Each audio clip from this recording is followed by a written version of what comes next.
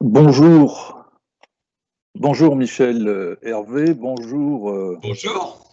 bonjour chers internautes qui êtes devant vos écrans et qui allez partager cette heure en compagnie de Michel Hervé, dont j'ai la charge de faire une petite présentation pour commencer. Alors comme je dirais pour nos amis qui nous écoutent, cher Michel, je dirais que vous êtes une personnalité à large spectre. Vous êtes le président du directoire d'un groupe industriel qui porte votre nom, et un groupe dont le cœur de métier est l'énergie, mais qui ne fait pas que de l'énergie, qui s'intéresse également beaucoup dans les activités du numérique. Votre groupe regroupe environ 3000 personnes, vous êtes présent dans 4 pays, vous avez une vingtaine de filiales, et vous avez peut-être ce qui interpellera positivement, particulièrement ceux qui nous écoutent, une structuration originale en cellules d'une vingtaine de personnes animées par un cadre et un management qui invite régulièrement à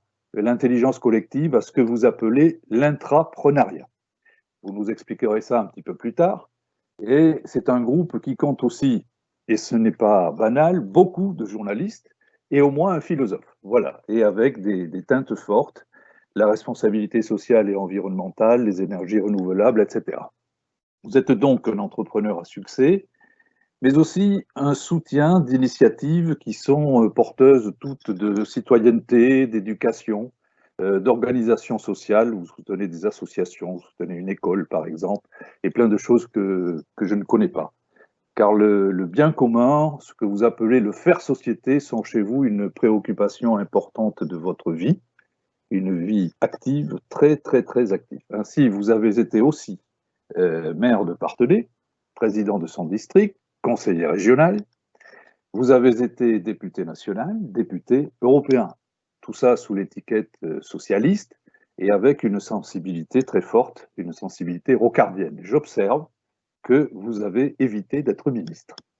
Vous êtes très interpellé par les sujets des questions de société. Vous avez publié plusieurs ouvrages ces dernières années qui tous participent de votre expérience.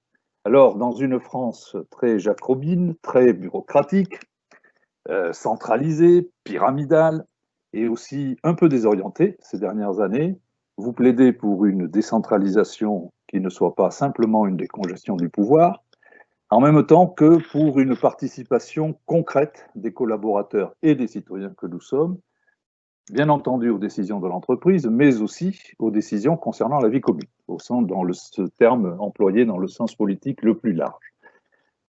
Vous plaidez aussi pour la créativité, la prise de risque, vous invitez à ce que vous appelez à devenir, être entrepreneur de sa propre vie.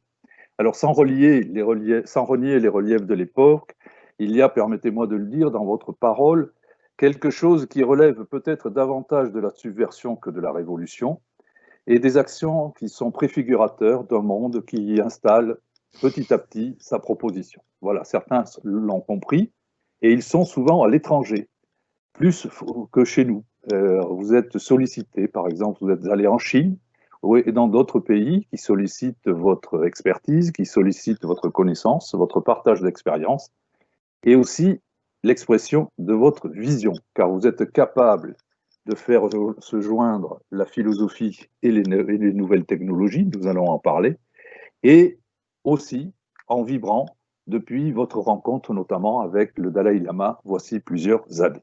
Donc vous êtes un personnage complexe, ce qui dans ma bouche veut dire riche, et nous allons avoir grand plaisir à vous écouter. Oui, bien, très bien. Merci Patrick. Toi qui es un journaliste de grand renom, hein, qui a effectivement travaillé à Radio France, Le Monde, Reuters. Moi, j'ai connu aussi à Hirondelle, qui était une association journalistique mondiale payée de l'UNESCO, enfin oui, à l'échelle planétaire. Et je me souviens vous avoir vu aussi en Afrique, s'intéresser beaucoup à ce qui se passe dans ce continent qui va être certainement un des plus importants dans les décennies à venir. Et donc, si on me si on pense que moi j'ai été riche dans tout ce que j'ai pu faire, hein, comme voyage et comme curiosité, je pense qu'il en est de même pour le journaliste Patrick Busquet, hein, et qui en même temps a fait un super petit livre qui s'appelle Nos paroles façonnent le réel, hein, et qui, avec ce livre, montre à l'évidence que l'information va devenir quelque chose d'extrêmement important. Et c'est peut-être l'objet de notre réunion ce soir, hein, c'est de pouvoir voir ce qui va évoluer dans le monde dans lequel nous sommes aujourd'hui. Merci, mon cher Michel. J'attends vos questions, hein, cher Patrick. Et puis peut-être les questions aussi de vos auditeurs. Bon.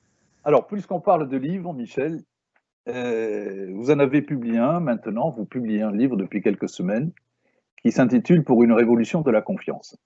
Et puis, vous avez renforcé ce titre par 3 sous-titres, « Réformer l'école »,« Refonder l'entreprise »,« Transformer la société ». Comme nous sommes, pour rentrer dans notre sujet, je vous pose brutalement une question. En quoi l'intelligence artificielle peut-elle contribuer à l'atteinte de ces objectifs, sachant qu'elle façonne déjà grandement notre société? Expliquez-nous ça.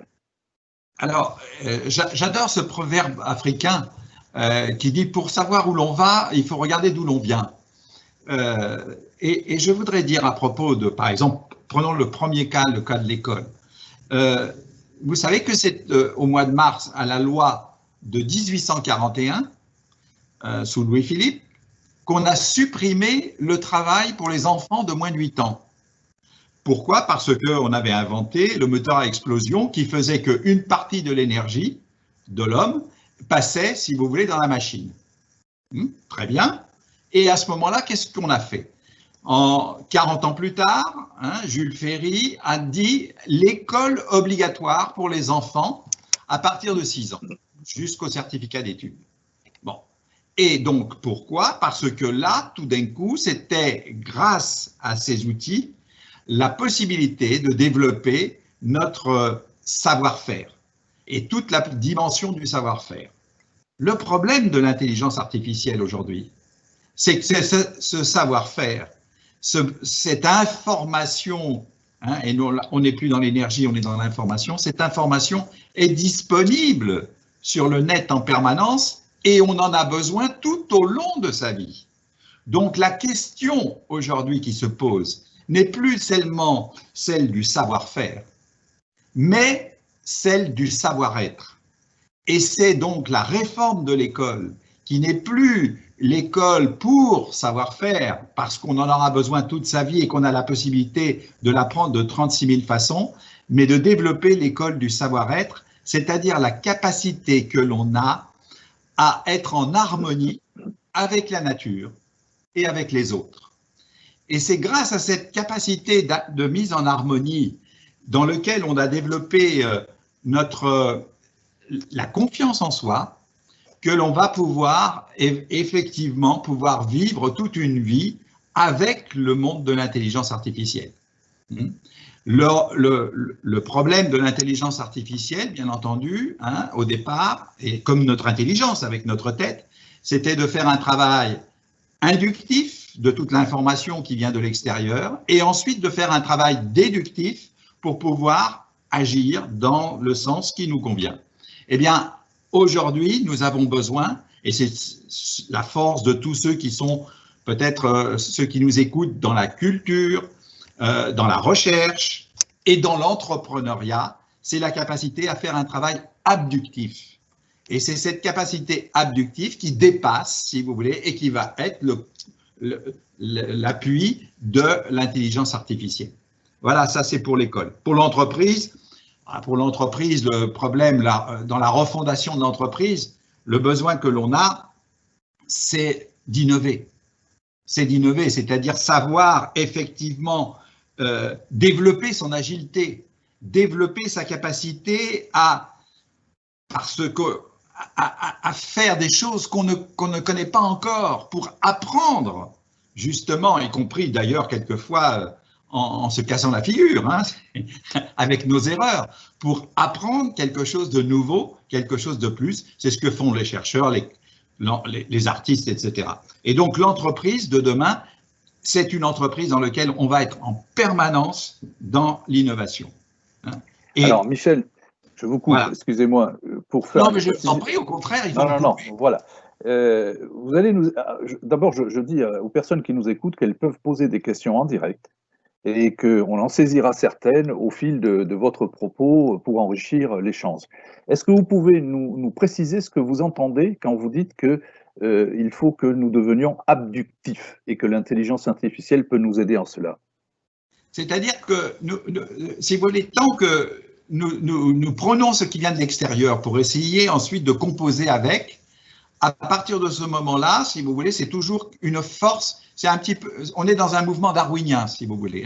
C'est-à-dire, on est toujours à essayer de s'harmoniser avec notre environnement extérieur. À partir du moment où on est dans une forme adductive, on fait des choses qui n'existent pas encore. D'accord. Et à partir de ce moment-là, on est dans un monde créatif. Et c'est cette dimension, alors peut-être qu'on y reviendra plus tard dans vos questions, mais ce qui fait, et là c'est un peu la vision de Nietzsche que j'ai, vous parliez de philosophe tout à l'heure, c'était moi le philosophe dans l'entreprise. Et mon problème, c'est comme dit Nietzsche, d'avoir une existence au-delà de l'existant. Et pour avoir cette existence au-delà de l'existant, il n'y a que la création. Il y a la chose que l'on fait qui n'existe pas encore. Et l'avantage du confinement, c'est de nous avoir vu qu'on pouvait être dans une période où on ne créait pas beaucoup. Et oui. Alors, Michel, dans votre livre, vous dites que nous nous trouvons devant une possibilité à 3 termes. Je les cite, soit le chaos, soit la dictature, soit la démocratie. Et Oui. concernant la démocratie, vous dites que selon vous, cette démocratie doit devenir fraternelle. Alors, et que ce soit dans l'entreprise, dans les organisations ou dans la vie publique. Vous précisez également que cette démocratie doit être concertative et non pas simplement participative et certainement plus ou plus exclusivement comme aujourd'hui représentative. Alors, est-ce que vous pouvez nous éclairer sur ces 3 possibilités qu'à votre avis les sociétés, peut-être les civilisations humaines, ont devant elles aujourd'hui, et puis sur les nuances que vous apportez entre démocratie concertative, participative et représentative? Oui, alors c'était très intéressant, si vous voulez, c'est que moi, quand j'étais étudiant, en 68, juste avant, je venais quasiment d'avoir mon diplôme d'ingénieur et d'aller à l'armée, si vous voulez, puisqu'à l'époque, il fallait être élève officier de réserve, etc. Et donc en mai 68, j'avais avec moi des jeunes qui étaient pour la liberté, mais en réalité pour l'anarchisme. C'est-à-dire, je fais ce que je veux, comme je veux, quand je veux. Et ça pouvait amener systématiquement au chaos. On ne pense qu'à soi. Et à partir de ce moment-là, il n'y a pas de société en harmonie avec les autres ou avec la nature. Les deuxièmes, c'était ceux qui étaient pro-chinois. J'ai perdu le nom du jeune qui disait qu'en définitive, il faut une orientation dictatoriale, si je puis dire. Et c'était Mao Tse-tung qui était important, comme avait été Staline précédemment, etc. Et là, c'est le commun pour tous, au détriment de ce qui est l'individu et l'individuel. Donc d'un côté, nous avions une société très dictatoriale, de l'autre, une société très anarchisante. Et bien entendu, ça c'est la force de ce qui se passait aux États-Unis et en Europe, c'est d'avoir une société démocratique, mais le problème de la démocratie, c'est quand elle est représentative, c'est seulement on demande à quelqu'un d'être, en gros, pendant une durée limitée. Quand j'ai été maire, j'ai le senti tout de suite, on m'a demandé, quand j'ai été élu, à ce que je sois le chef. C'est moi qui décide. On me donne une représentation pendant 6 ans, et ensuite, si on n'est pas content de moi, on me vire et on en met un autre. Bon, là, au moins, ce n'est pas une dictature qui dure une éternité pendant très longtemps. Mais automatiquement, ça amène à ce qu'il y ait derrière vous des fans, des gens qui vous suivent. Et ce qui est intéressant, c'est de développer une forme de démocratie qui ne soit pas une démocratie dans laquelle on suit quelqu'un, hein, on suit un leader, mais une démocratie dans laquelle on a la possibilité de parler, de discuter. Et à partir de ce moment-là, j'ai développé, si vous voulez, l'idée d'une démocratie participative. Mais je me suis aperçu que dans la démocratie participative, les gens, en grand nombre, pensent à faire passer leurs idées, ce qu'ils pensent eux. Donc la démocratie participative, c'est un concert d'idées dans lequel on ne remet pas en cause forcément ce qu'on pense, mais on pense qu'il faudrait que les autres aillent dans le même sens que nous. Alors comme ça, on aura 55% de gens qui seront pour l'Europe, contre l'Europe, et 55 qui seront contre l'Europe et 45 qui seront pour, hein. Et on aura cette dimension de, au fond, faire avancer nos propres idées. Et puis, l'avantage de la concertation, c'est que là, on va chercher, à travers ce qui est nos propres idées, ce qui est commun avec les autres. On va chercher ce qui fait qu'on va être en fraternité avec les autres tout en étant singulier, tout en n'étant pas uniforme aux autres. Et c'est ça qui devient l'élément intéressant de la concertation, c'est que ça oblige à rechercher ce qui va faire harmonie entre les hommes ou harmonie avec la nature. Et alors, en quoi les outils numériques, les algorithmes, bref, tous ces outils d'intelligence artificielle peuvent-ils activer une démocratie concertative telle que vous la projetez? Parce qu'après tout, on peut vous objecter que la démocratie participative peut aussi avoir recours à ces mêmes outils. Ah oui, oui, les outils, le seul problème de ces outils, c'est qu'ils vont nous aider à développer, si vous voulez, et ça c'est vraiment ce qu'apporte le numérique, la transparence. Nous développons, si vous voulez, un système qui devient de plus en plus transparent. Alors, bien entendu, jusqu'avant, nous avions, pour lutter contre cette dimension de la transparence, qui pouvait être extrêmement dangereuse, hein, parce que à partir du moment où on était dans la transparence, ceux qui voulaient l'uniformité, et toute l'école qu'on a reçue au départ était une école pour nous amener à l'uniformité, hein, tous ceux qui n'étaient pas d'accord avec les autres étaient à ce moment-là rejetés par les autres, même dans les petites classes. Hein, c'était les premiers de la classe ou les derniers de la classe, et tous ceux qui n'étaient pas comme les autres étaient rejetés. Et donc chacun a développé sa vie privée pour ne pas se faire railler par les autres. Hein. Et à partir de ce moment-là, on avait une vie qui n'était pas transparente.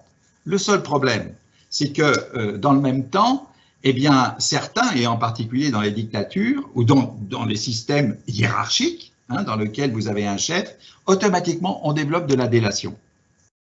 De la délation pour que la personne qui n'est pas comme vous à côté puisse être mis en exergue, et à partir de ce moment-là, sortir du cadre, hein, dans lequel on veut que la loi, que la règle s'applique à l'ensemble.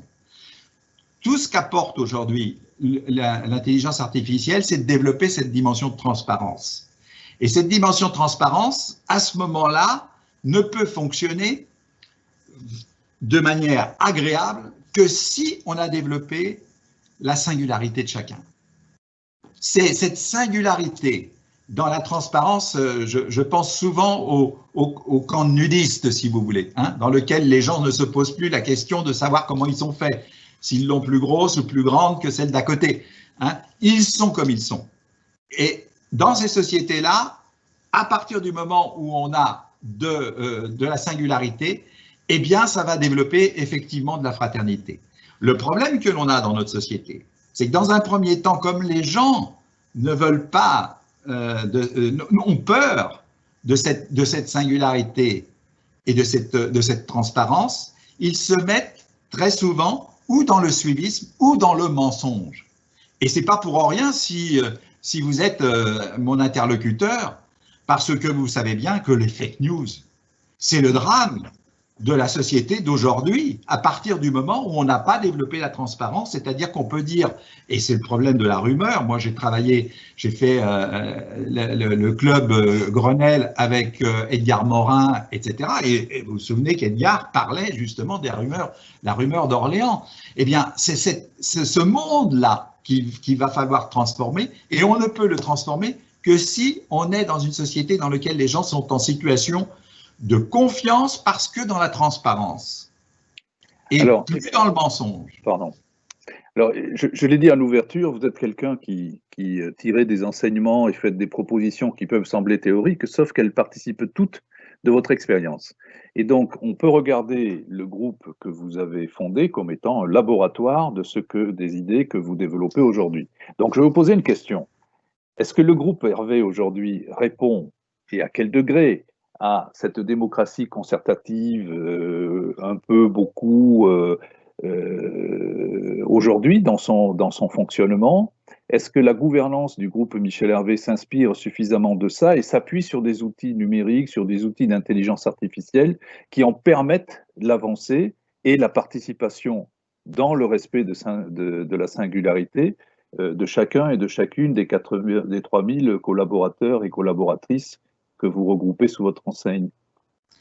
Alors, pour que la concertation ait lieu, c'est-à-dire cette mise en commun, on s'est aperçu qu'il fallait que, pour créer de la fraternité, que les gens soient dans des groupes pas trop importants, oui, pour que cette confiance puisse s'élaborer. Donc, au-delà de 20 personnes, on a, un peu comme dans une équipe de rugby ou de foot, c'est très, très difficile de créer cette fraternité entre les gens. Pour amener à ce qu'il y ait une responsabilité qui soit une responsabilité collective du groupe dans sa stratégie, dans ce qu'elle fait.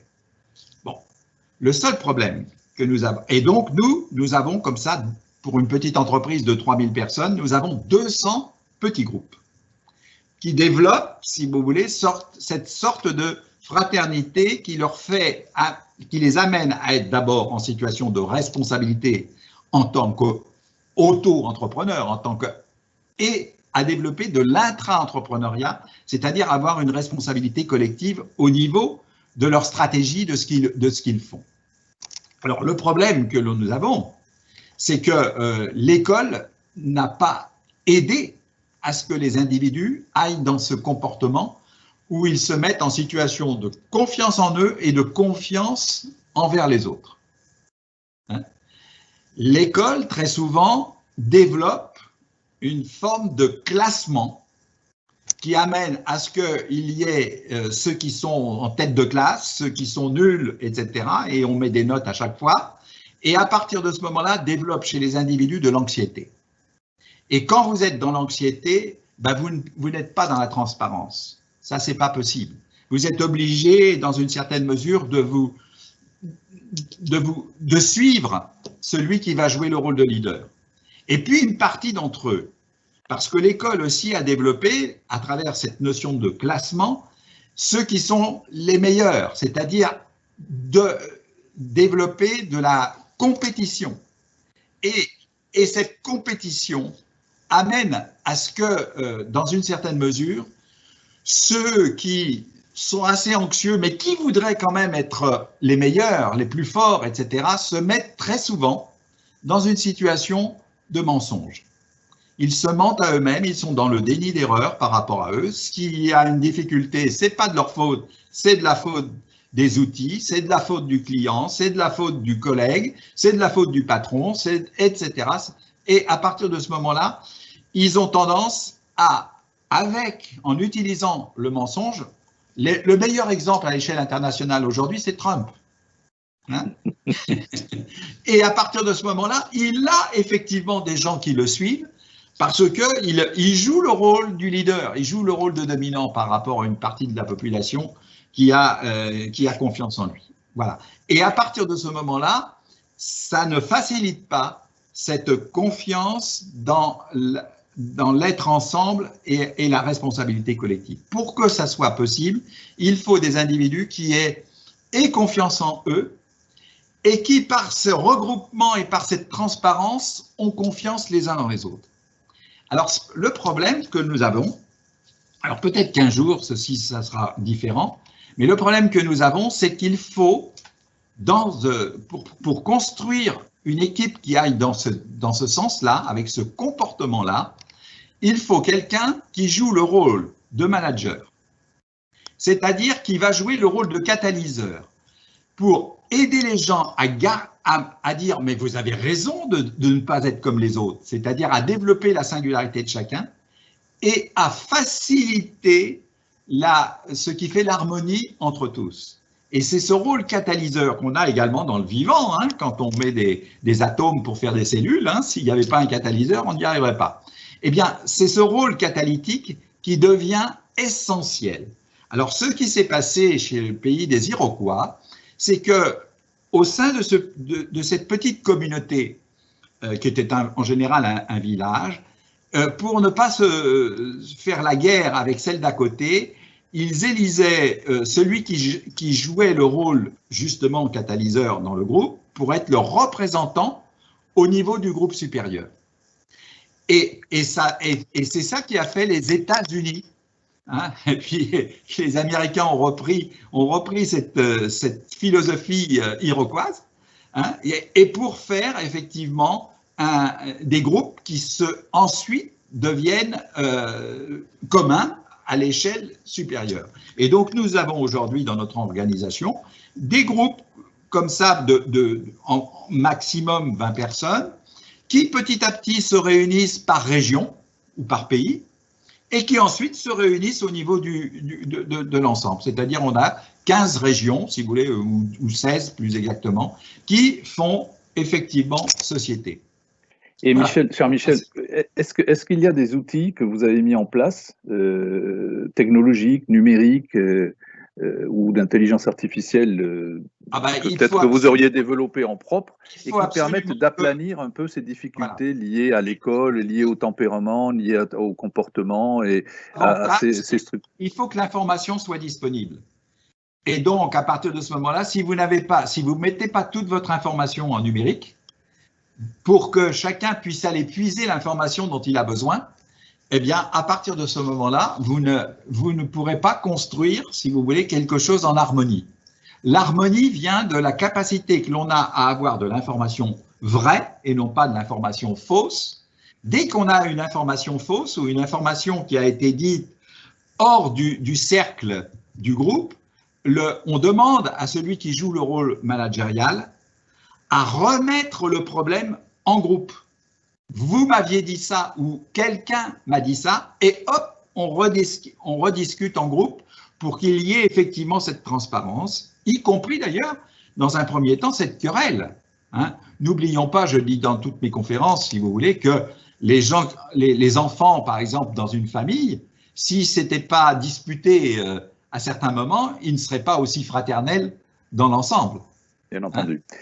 Voilà. Cher Michel, je vais vous communiquer une intervention et une question d'un monsieur qui nous écrit de quelque part entre l'Algérie et les Émirats arabes unis, qui s'appelle Yazid Larbi, et qui dit la chose suivante. L'intelligence artificielle peut faciliter l'émergence d'un nouveau système. Ce n'est plus celui de la majorité, c'est le 1 par 1 interconnecté. Et il pose la question suivante. Est-ce que l'on peut penser à un système individualisé, personnalisé? Est-ce que l'on peut avoir un parlement présidentiel voté et contrôlé en temps réel? Mais sa question serait tout à fait applicable aussi au monde de l'entreprise. Je vous laisse répondre. Alors, la difficulté, c'est que si on veut… C'est une question, excusez-moi, idéale pour vous, puisque vous avez été un responsable politique et vous êtes un responsable d'entreprise. On ne va pas mieux rêver. Mais le drame, si vous voulez, quand on est dans le partisan, c'est qu'on veut que ce que l'on pense soit dominant.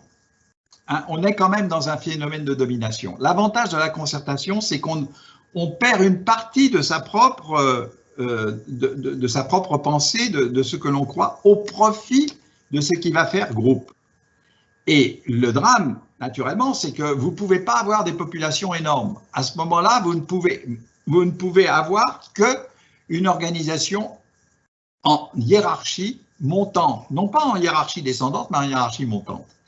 Et si vous voulez, en gros, si vous multipliez 16 à la puissance 7, vous savez à combien vous arrivez?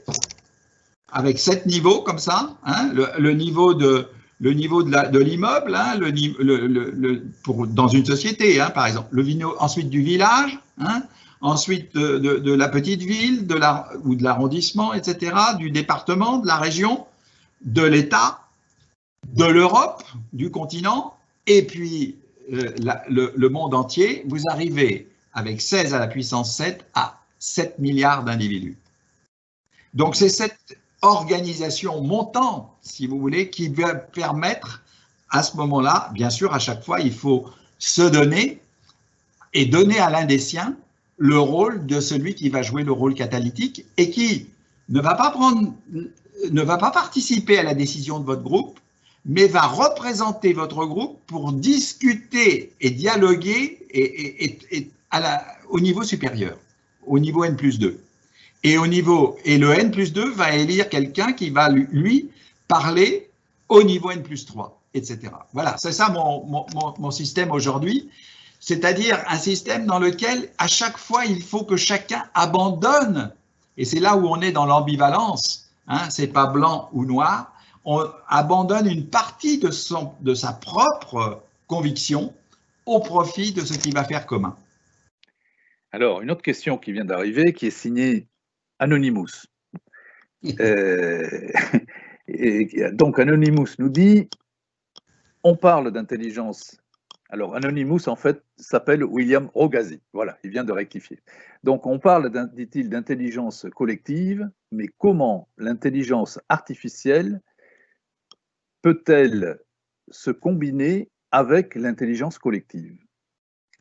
Ah, ben, c'est-à-dire que cette intelligence artificielle va aider, grâce à toute cette information inductive qui vient de l'extérieur, hein, et qui est bien supérieure à celle que chacun d'entre nous pourrait avoir. Hein. N'oubliez pas que Google aujourd'hui est capable de définir Patrick Busquet avec 2500 comment dirais-je, 2500 critères, paramètres, dans lequel il y a à la fois tout ce qu'il représente en tant que figure, etc., mais exactement, et aussi ce que vous mangez, vos habitudes, où vous allez, quels sont les voyages que vous avez faits, etc., etc. Hein? Et c'est comme ça qu'ils arrivent à avoir une connaissance de vous, quelquefois, qui est supérieure à celle que vous avez de vous-même. Cette capacité à intégrer de l'information est supérieure à l'intelligence humaine qu'on peut avoir, nous, chacun d'entre nous. Bon. Par contre, l'avantage de l'intelligence collective, c'est qu'on va développer, nous, de l'intelligence émotionnelle, c'est-à-dire une capacité à détecter des signaux faibles, des signaux qui, justement, ne font pas partie de ce qui fait commun. Et c'est ces signaux faibles, cette intelligence-là, qu'avec notre différence entre Patrick et moi, nous allons pouvoir faire ensemble quelque chose qui va avoir un caractère complètement innovant. Le vrai travail de la société, au-delà de l'intelligence artificielle, c'est de développer par nos singularités mises en commun, c'est-à-dire en coopération et non plus en compétition, nous allons développer de l'innovation. Et c'est cette innovation-là qui va être un élément qui va encore accélérer, si vous voulez, cette capacité à donner de l'intelligence artificielle supplémentaire. Donc, nous allons construire de l'intelligence artificielle grâce à cette intelligence collective. Mais l'intelligence collective à condition que nous ne cherchions pas à être uniformes.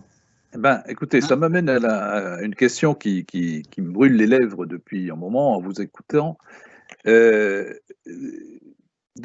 les années 50, la science-fiction a mis en scène un certain nombre de développements possibles pour notre avenir et de là a émergé une grande peur qui est celle que, justement, l'intelligence artificielle, les technologies, etc., prennent le contrôle, prennent l'ascendant sur l'humanité, sur l'humain. C'est une peur qui, aujourd'hui, est particulièrement ravivée par la surveillance de masse, par exemple, ou les théories transhumanistes. Oui. Et aujourd'hui, que nous sommes dans une certaine ivresse de l'ère numérique depuis 25-30 ans, il se trouve qu'un virus a déclenché une autre peur, celle-là peut-être ancestrale, qui a fait ressurgir la conscience de notre extrême vulnérabilité et partant de là, de la possibilité que nous disparaissions pour des raisons tout à fait différentes de la technologie ou d'autres facteurs. Et donc, en réponse à ces grandes peurs que chacun d'entre nous véhicule et nourrit, qui sont peut-être des peurs fantasmées, pensez-vous que l'intelligence artificielle, les technologies numériques peuvent être utilisées pour renforcer précisément notre humanité et nos organisations collectives, pour répondre aux enjeux d'intérêt collectif devant lesquels nous trouvons, et peut-être pour construire des relations entre nous, disons, dans le sens d'un meilleur. Et c'est là où on revient sur les problèmes de comportement. Hein. Vous savez, quand on a peur, on a, en termes sociologiques, on a besoin de trois choses. Hein. En général, d'avoir, d'être et d'être ensemble, c'est-à-dire l'amour. Je crois que c'est ces trois dimensions. Dans l'avoir, alors, la peur, si vous voulez, au départ, ça a été de prendre les armes pour se protéger. Aujourd'hui, on le voit, c'est souvent, on met dans l'avoir, on met de l'épargne. Et ça nous permet, avec l'épargne, d'avoir moins peur de ne pas avoir. Bon. Pour l'être, le vrai problème, pour la peur d'être, c'est automatiquement de chercher à être en création, c'est-à-dire faire quelque chose de nouveau, de chercher à être en voyage. Et c'est dramatique, si vous voulez, pour l'être, le confinement, par exemple, qui fait que vous ne voyagez plus. Et c'est la même chose pour entreprendre, passer d'une prise à l'autre, hein, avoir cette curiosité, c'est ça qui est absolument essentiel pour l'individu. Pour sortir de la peur, il faut avoir de la curiosité. Hein, voir des choses qu'on ne connaît pas et qui vont nous permettre, hein, à ce moment-là, de prendre conscience de ce que nous sommes. Hein, à chaque fois que, c'est souvent, moi, tout à l'heure vous disiez que j'étais en contact avec la philosophie chinoise, c'est en étant en contact avec le Dalai Lama, par exemple, hein, avec le bouddhisme, hein, puisque j'ai été président d'Europe Tibet, avec Simone Veil qui était ma vice-présidente à l'époque, et automatiquement ça m'a permis de comprendre la philosophie qui était la nôtre. Hein, parce que à chaque fois que vous mangez quelque chose de différent, mais tiens, mais moi je ne connaissais pas, et ça vous permet de savoir ce que vous mangez vous-même. Et puis, la troisième peur, si vous voulez, c'est justement devant des choses qu'on n'appréhende pas, c'est l'avantage d'être ensemble, l'avantage de faire force avec les autres. Hein, c'est le principe du rire, si vous voulez, quelqu'un qui se met à rire et tout le monde se met à rire. Quelqu'un qui est en difficulté, hein, moi-même j'ai eu dans ma vie beaucoup de difficultés, à chaque fois que les autres sont venus m'aider, automatiquement on est sorti de cette dimension de la peur. Et je pense que par rapport à les peurs aujourd'hui, c'est bien sûr des peurs par rapport à la santé et par rapport à ces virus, mais c'est aussi par rapport à des tsunamis, c'est aussi tout, et on va voir ce qui va se passer dans la dimension écologique qui va être particulièrement difficile dans les décennies à venir, etc. C'est tout ça qu'on pourra passer essentiellement parce qu'on aura une force collective, une capacité à être ensemble. Et on le voit bien, c'est la seule façon de résister à cette pandémie, c'est d'avoir construit quelque chose où on sent que les gens sont ensemble, hein, où ils luttent ensemble. Et donc c'est cette lutte qui devient un élément extrêmement important pour aller au-delà des peurs. Et naturellement, à partir de ce moment-là, l'intelligence artificielle nous apporte, elle, l'information inductive qui va nous permettre effectivement de pouvoir aller au-delà de cela. Vous constatez comme moi que les sociétés civiles particulièrement, pas exclusivement, mais particulièrement développent beaucoup d'initiatives en réponse à des enjeux qui ont tous un dénominateur collectif. Je veux dire par là, ce n'est pas des enjeux nationaux, ce sont des enjeux qui engagent et l'humanité et le monde dans son ensemble. Je fais référence par exemple à la santé ou à l'écologie, le respect de la nature, ou même à la sécurité, ou même l'éducation, etc. Mais on peut constater aussi que peu de ces initiatives, en dépit déjà d'utilisation très, très fréquente d'outils numériques et de processus collaboratifs, parviennent à une échelle qui permettent d'apporter des réponses avec un impact beaucoup plus grand.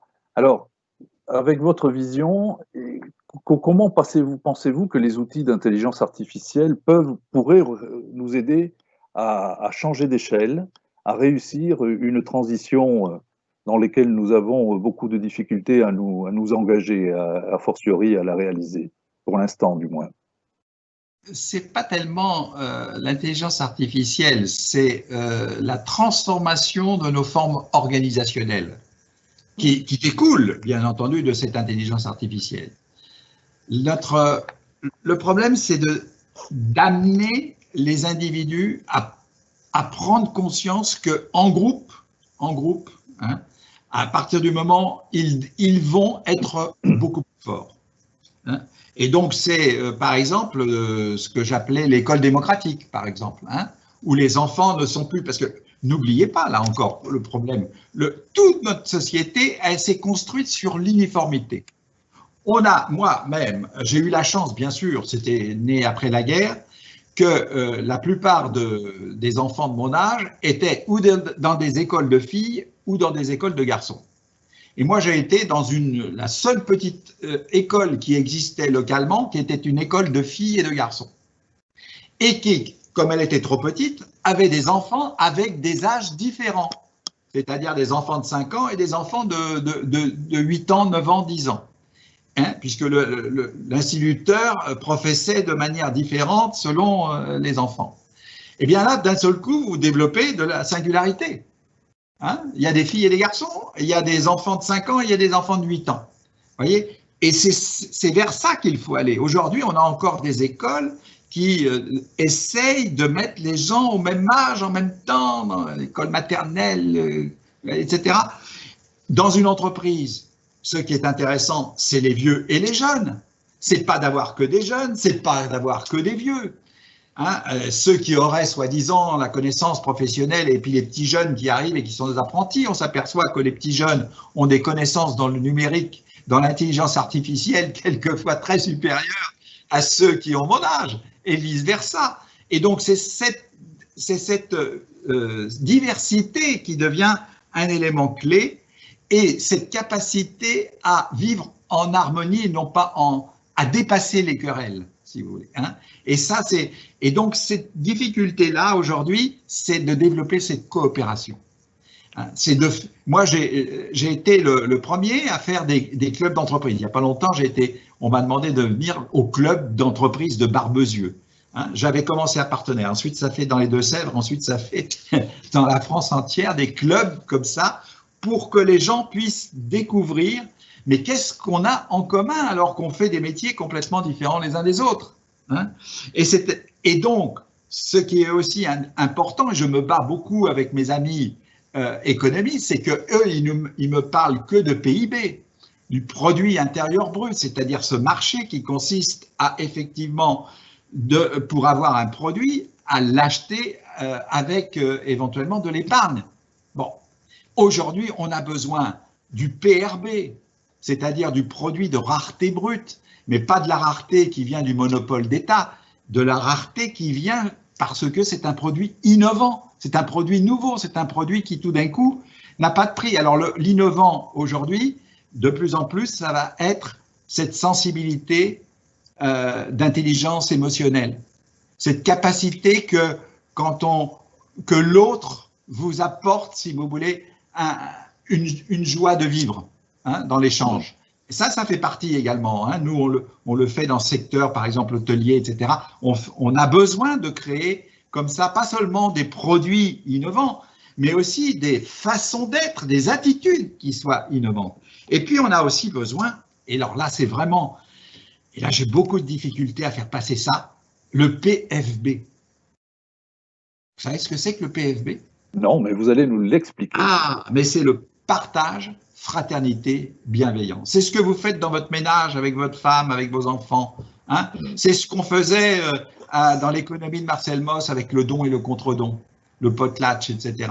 Hein? C'est cette capacité que l'on a à faire des choses ensemble et qui coûte et qui diminue le prix de revient, si je puis dire, puisque ce sont des choses qu'on fait. Vous m'avez aidé sur quelque chose, je vous aide sur autre chose. En ce moment, nous sommes en train de faire quelque chose qui rentre dans le PFB. Hein? Pas, on ne fait pas payer tous ceux qui viennent écouter là, notre conversation. Hein? On est dans le partage. Et donc, cette dimension-là, aujourd'hui, c'est la plus importante à construire. Et ça, l'intelligence artificielle peut nous aider à développer ce PFB parce qu'il nous aide à retrouver cette sensibilité à être ensemble et à faire du don et du contre-don. Une question de Bruno Bollard, que Bruno Bollard vient de déposer, un peu à la frontière entre philosophie et neurosciences. Il vous demande si vous ne pensez pas qu'il y a une intelligence intuitive auquelle aucune machine n'a accès. Oui, oui, oui, oui. Moi, j'appelle ça le col rouge. Hein? Vous savez, vous avez le col bleu, celui qui travaille de la main, le col blanc, celui qui travaille de la tête, et le col rouge, c'est le toréador, avec sa muleta rouge face au taureau. Je peux vous assurer que s'il n'a pas de l'intelligence émotionnelle, celui-là, il va se faire encorner très vite. Une question d'Olivier Dussert. Le collectif n'est-il pas parfois source de peur? On a un petit peu évoqué ça, mais on va y revenir. Et tac, et la question a disparu. Voilà les limites. Alors, je n'ai pas mémorisé la question d'Olivier Dussert. Il faudrait que je la retrouve. C'est pour ça que je dis que le collectif ne peut être que par petits groupes. Aujourd'hui, alors peut-être que plus tard, je ne sais pas comment les choses pourront venir, mais aujourd'hui, pour que le collectif ne fasse pas peur, il faut qu'il soit en petite quantité. C'est pour ça que dès qu'on passe les 20, tout d'un coup, on n'a plus cette force du collectif. Et donc, c'est pour ça qu'on est obligé de hiérarchiser, si vous voulez, un peu comme d'ailleurs ça se passe dans le vivant, hein, puisque ce sont des particules qui font des atomes qui font des molécules qui font du multicellulaire, etc., etc. Hein. Et donc, on a cette évolution-là. Si on a des groupes trop importants, ça fait peur. Est-ce que l'intelligence artificielle, pour prolonger votre réflexion, pourrait favoriser la fondation de communautés d'intérêt pour répondre aux grandes questions auxquelles nous devons répondre aujourd'hui et dont dépend l'avenir des générations montantes? Alors, c'est bien pour ça que c'est un outil qui favorise, si vous voulez, la communication, la possibilité, et c'est bien pour ça que dans un groupe comme le mien, avec 3000 personnes, nous avons, combien j'ai dit, 650 journalistes. Hein? Alors, ce n'est pas des journalistes à plein temps comme Patrick Busquet. Hein? Ce sont des journalistes qui sont là pour raconter ce qu'ils trouvent de nouveau ou de différent, hein, positif ou négatif, à l'intérieur de leur groupe par rapport à une des dimensions qui les intéresse et qui va, à partir de ce moment-là, être celui qui va passer cette information aux autres pour que cette information puisse être généralisée, hein, et que chacun puisse en profiter. Hein, comme ça se passe chez les fourmis. Hein. N'oubliez pas que vous mettez un poison là dans il y a 3 fourmis qui viennent manger et qui meurent et qui disent aux autres surtout venez pas manger dans cette boîte. Hein. Eh bien là c'est la même chose. Hein, l'avantage le journalisme se développe. Le seul problème, c'est que le journalisme, si on ne va pas vers cette dimension dont je vous parlais tout à l'heure, qui donne confiance, on va se retrouver avec un nombre de fake news, si vous voulez, considérable, avec des gens qui vont partager, moi je pense comme ça, toi tu penses comme ça, etc. Et c'est une catastrophe. Et donc dans le même temps, si vous voulez, à chaque fois qu'on fait une technologie nouvelle, elle peut être un élément positif ou un élément négatif. Et donc il faut toujours être dans l'ambivalence. C'est exactement comme un microbe, hein, votre microbe, là, votre Covid-19, là, hein, qui est une catastrophe pour les hommes, le jour où on a son vaccin, on va mettre ce microbe dans vos veines, si vous voulez, pour que vous ne soyez jamais malade. Et dans votre livre, Michel, Pour une révolution de la confiance, vous semblez très attaché à un triangle dans lequel vous investissez beaucoup d'espoir, qui est composé des 3 éléments suivants: les jeunes générations, Oui. Internet et l'écologie. Est-ce que vous pouvez développer ça? Les jeunes générations, si vous voulez, parce que c'est elles qui, aujourd'hui, quand on est rendu à mon âge, la question qu'on peut se poser, c'est, on va bientôt mourir. Est-ce qu'on a besoin vraiment de se battre, si vous voulez, pour transformer, pour faire un monde meilleur, hein? Et donc le jeune, lui, par contre, il a besoin, il a le sentiment qu'il va vivre un certain temps et qu'il a besoin, si vous voulez, au fond, de penser à son avenir. Hein, et donc, à partir de ce moment-là, l'avantage des jeunes générations, c'est qu'elles sont, elles voient beaucoup plus loin, hein, ou elles cherchent à voir plus. Elles ont besoin de sens. Elles ont besoin de donner un sens à leur vie. Bon, quand on est rendu à la fin de sa vie, hein, c'est plus délicat. Encore que quelquefois, De Peretti, là, l'autre jour, on faisait il faisait un livre pour son centenaire. Je peux vous assurer qu'il était aussi jeune que vous et moi. Et donc, voilà. Mais souvent, les jeunes générations portent quand même cette dimension du temps long. Après, qu'est-ce que vous me dites à propos de… Leur utilisation d'Internet. L'utilisation d'Internet, c'est ce qui va donner justement cette transparence absolument essentielle pour développer de l'agilité et de l'innovation. Hein, c'est vraiment ça dont on va avoir besoin. Et puis la troisième chose, c'était… la réponse à l'écologie, l'enjeu de l'écologie qui est peut-être l'enjeu majeur, un des enjeux majeurs aujourd'hui. Oui, alors ça, je l'avais dit dans mon livre Nouvelle Ère, si vous voulez, où je vous disais que pendant des millions d'années, les hommes étaient des chasseurs-cueilleurs, si vous voulez, hein, et quand ils avaient fini de cueillir à tel endroit, ils allaient un peu plus loin pour cueillir et pouvoir manger, etc. Donc, ils étaient dans le temps présent permanent. Et puis, en pays submer, il y a 10 000 ans, ils se sont sédentarisés dans un petit village, hein, etc., et enfin dans un petit pays. Et là, ils ont découvert que quand ils bouffaient toutes les plantes, si vous voulez, ensuite, elles ne repoussaient pas. Et là, ils ont découvert qu'il fallait être en harmonie avec la nature. Ils ont découvert aussi, et d'ailleurs, je le retrouve beaucoup chez les agriculteurs, hein, c'est pas pour rien s'il y a eu beaucoup de coopératives agricoles, et on a trouvé le besoin de la coopération, le besoin de cette émergence du don et du contre-don. Et on retrouve l'harmonie, c'est exactement comme si on allait nous faire, je sais pas moi, un petit tour en bateau, hein, on est une dizaine là, on s'en va sur un bateau, hein, dans un univers fini. Si chacun ne pense qu'à lui et ne se met pas en harmonie et en empathie avec les autres, on finira pas la croisière. Donc on s'est aperçu, si vous voulez, pendant toute cette période, ces 5000 ans d'histoire du néolithique, qu'il fallait être en harmonie avec la nature, en harmonie. Aujourd'hui, qu'est-ce qu'on a?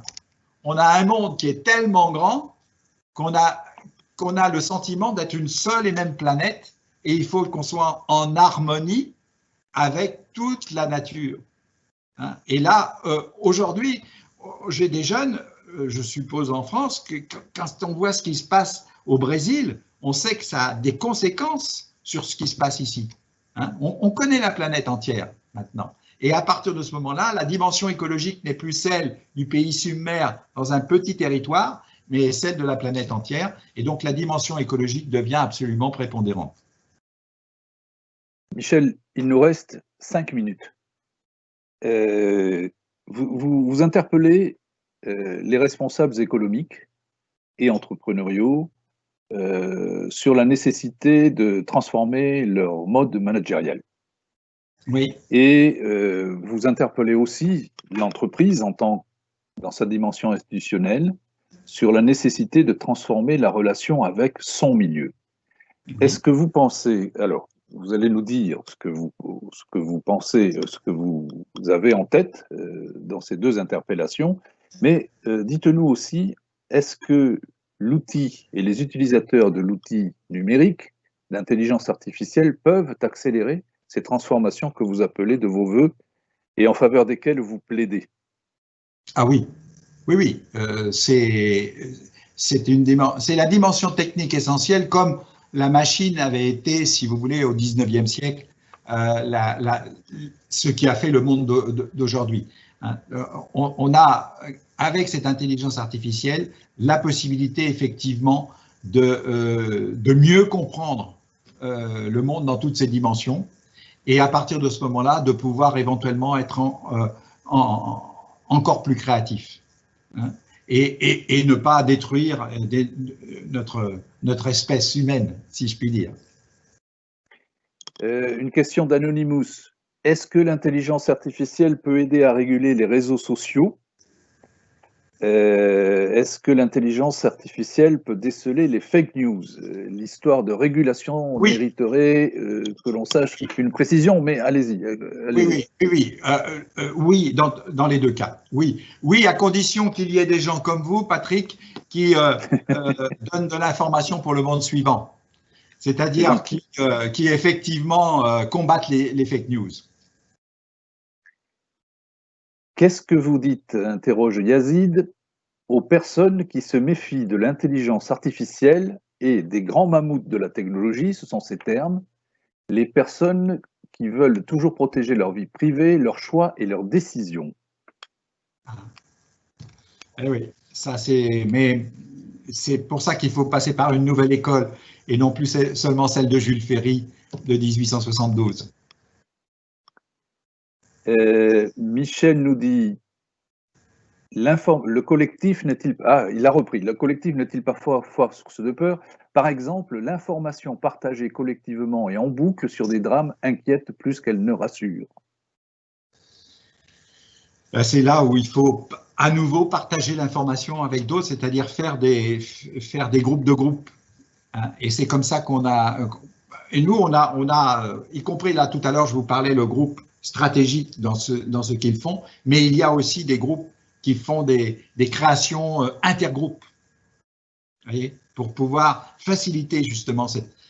En gros, on rentre dans un monde où il va falloir énormément être en voyage. Pas seulement en avion, hein, c'est pas le... Oui, j'ai bien compris. Alors écoutez, une dernière question, il est 17h58, vous avez 1 minute pour y répondre. On a évoqué une société française qui est très timorée et qui est dans des comportements complexes, qui est peut-être très désorientée, peut-être trop centralisée, que sais-je encore. Est-ce que vous pensez que l'intelligence artificielle peut accompagner les volontés des sociétés civiles de transformation réelle? Je dis bien de transformation réelle, et comment? Vous avez 1 minute, Michel. Alors, il faut passer par une formation des managers. Le vrai travail, c'est d'amener à cette fonction catalytique, cette nouvelle fonction, non pas des managers chefs, non pas des managers leaders, mais des managers catalyseurs. Et cette fonction-là est extrêmement difficile, mais c'est celle que petit à petit les gens font à l'intérieur de leur famille, hein. Le père devient celui qui va favoriser, si vous voulez, la fraternité entre les enfants, hein, et qui va utiliser d'ailleurs le grand-père comme un expert. Merci Michel, c'est passionnant. J'invite chacun d'entre nous à vous rejoindre sur le dernier ouvrage que vous avez publié, dont je rappelle le titre, Pour une révolution de la confiance, et c'est aux éditions Duno. Voilà.